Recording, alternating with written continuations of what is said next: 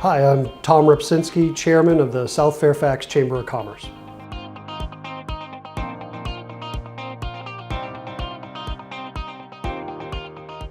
Well, the South Fairfax Chamber is a Chamber of Commerce located here within the county, within the southern part of Fairfax County here in Northern Virginia.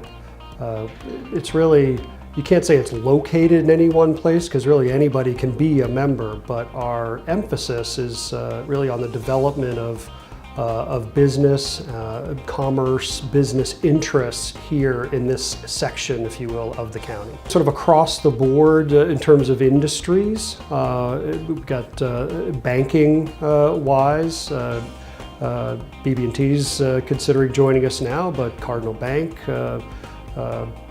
Burke and Herbert, so we got the banking industry, there's restaurants, Glory Days, and some of the Cody's, the breweries that we have, fortunate to have sort of sprouting up here.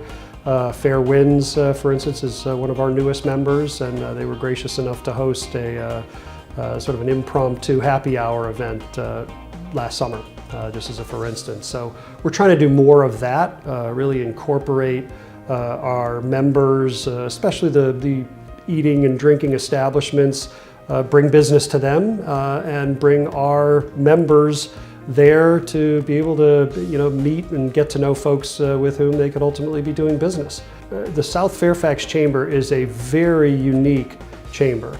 I've done the chamber thing before. I had served, it seems like lifetimes ago, but at a prior firm 15 some odd years ago, I was our firm's liaison to what is now the Northern Virginia Chamber, for instance. And I tried to make it work for me. My goal, like any other small businessman, was to develop business. And I found it tough to fit in. I found it tough to find the decision makers. Getting access to the decision makers was, for me, as a young member, representative, impossible. But what I found was the invitation and then my introduction to the South Fairfax Chamber immediately set it apart as something unlike any of my prior chamber experiences. And it starts with membership itself. South Fairfax Chamber, unlike any other chamber I'm aware of, has a one-time lifetime membership fee that our members pay.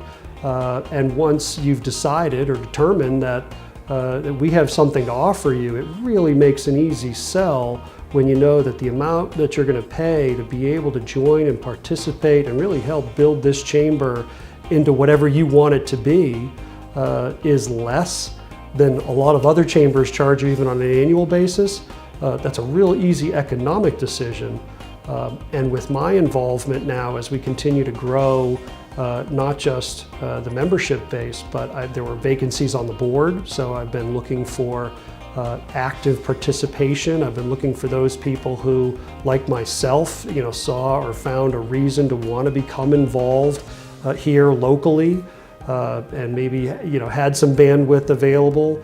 The new blood, as it were, that I've been able to bring to the table to help me at the board level are folks who range from brand new to the community, looking for a way to get involved, to, I didn't mention earlier, Joe English, who is a lifetime Fairfax resident and lives here. It was an easy choice to sort of get involved with the board from that perspective, to be able to convince the members or potential members that this chamber is going to be what you and I make of it.